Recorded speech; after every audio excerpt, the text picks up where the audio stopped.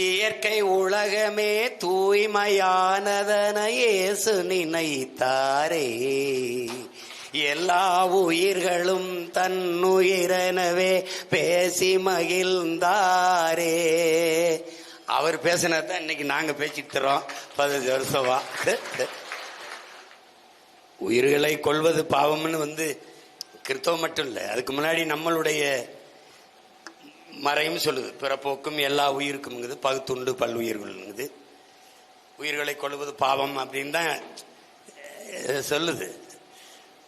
ஆனா ஒன்னு நீங்க தெரிஞ்சுக்கணும், நம்ம வேட்டை மரபினன். ஆதியில காடுகள்ல வாழும்போது வேட்டையாடி உண்டோம் உணவை. மரபணுவிலே இது ஊறிட்டுது, அது ஒன்றும் இது பண்ண முடியாது.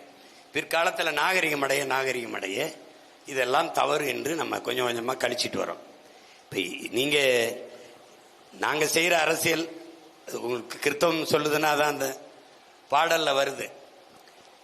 அதுல இயற்கை உலகமே தூய்மையானதன இயேசு நினைத்தாரே. எல்லா உயிர்களும் தன்னுயிரெனவே பேசி மகிழ்ந்தாரே. அவர் பேசினதான் இன்னைக்கு நாங்க பேசிட்டு தரோம் 15 வருஷமா. ஆனா நீங்க தான் அதை புரிஞ்சுக்கிறல, அதான் பிரச்சனை. எவனெல்லாம் இயற்கையை அழிக்கிறானோ அவனுக்கு வாக்கு செலுத்தி அதிகாரத்தை கொடுத்துறிய. எவனெல்லாம் இயற்கையை தாயின் பேரன்பு கொண்டு நேசிக்கிறானோ அவனை தெருவில் ஓட்டுறிய. அதனால இயற்கையை நேசிக்க கத்துக்கிறீங்க, அதை நேசிக்கிற எங்களையும் கொஞ்சம் நேசிக்க கத்துக்கிறீங்க. இது கொஞ்சம் கொஞ்சமா தான் இது பண்ணும்.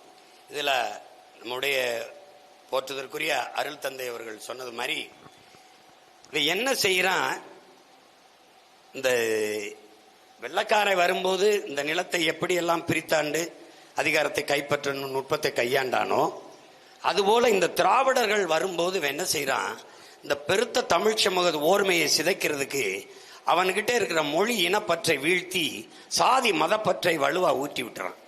அந்த சாதி மதப்பற்று மேலோங்கும் போது தமிழ் சமூகம் எளிதா பிளக்கப்பட்டது.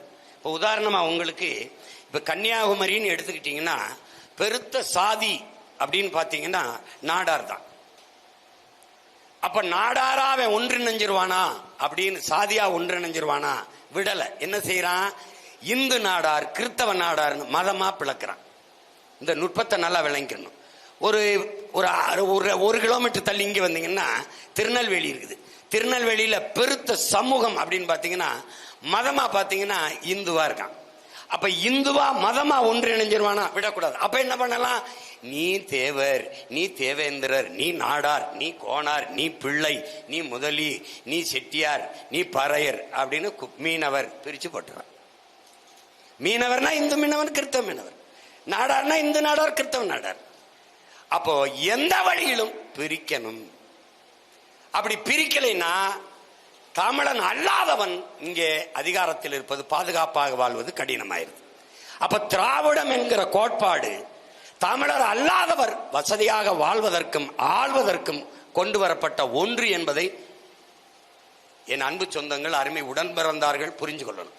அப்ப இவன் பிரித்து தமிழர்களை பிரித்து அவர்களுக்குள் தன்னின பகையை ஊட்டி அவர்கள் மோதி சிந்திர ரத்தத்தை குடிக்கிற ஓநாய்களாக இந்த திராவிடர்கள் இருந்து கொள்கிறார்.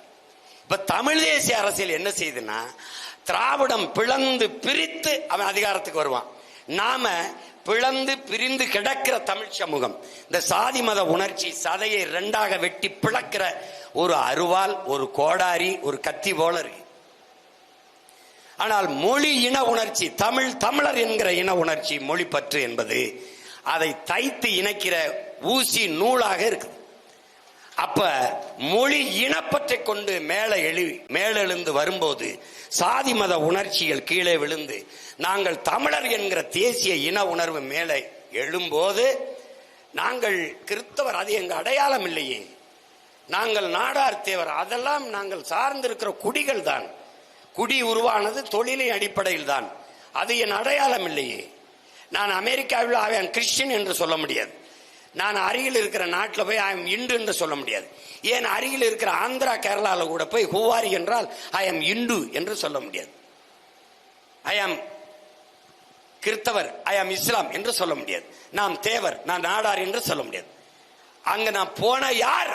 தமிழன் என்றுதான் சொல்ல முடியும். அப்ப உலகின் எந்த ஓரத்துக்கு போனாலும் அதுதான் என் அடையாளம் என்று உணர்ந்து தெளிந்து, இந்த சாதிய மத உணர்ச்சி சாகும்போது எனக்கிட்ட ஒரு கேள்வி வரும், நான் யார் அப்படின்னா, நான் யார்? நான் தமிழன் என்ற ஒரு உணர்வு வரும். இதைத்தான் எங்கள் அண்ணன் பழனிபாபா சொல்றார், என்னரும் தமிழ் மக்களே, நீங்கள் சாதி மதங்களாக பிளந்து பிரிந்து நின்றீர்கள் என்றால் தனிமைப்படுத்தப்படுவீர்கள், அச்சுறுத்தப்படுவீர்கள். மொழி இனமாக இணைந்து நின்றீர்கள் என்றால் வலிமை பெறுவீர்கள், பாதுகாப்பாக வாழ்வீர்கள் என்கிற. இதை விட உங்களுக்கு ஒரு கோட்பாடு தத்துவம் வேணுமான்னு பாருங்க. அப்ப என்ன பண்ணணும்? திராவிடம் பிரித்து நம்மளை சிதைத்து நமக்குள்ளே தன்னின பகையை மூட்டி அதிகாரத்துக்கு வர நினைக்கும். அதேதான் இந்தியமும் செய்யும். ஆனால் தமிழ் தேசியம், தமிழர் என்கிற தேசிய இன உணர்வை ஊட்டி ஒன்றிணைத்து, தேவர், தேவேந்திரர், படையாச்சி, பறையர் 4 பேரும் ஒன்னா நின்னுட்டா இந்த நாட்டை வேற ஒருத்தர் எவன ஆள முடியாது.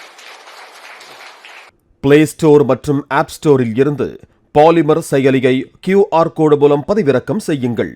செய்திகளை உடனுக்குடன் பெறுங்கள்.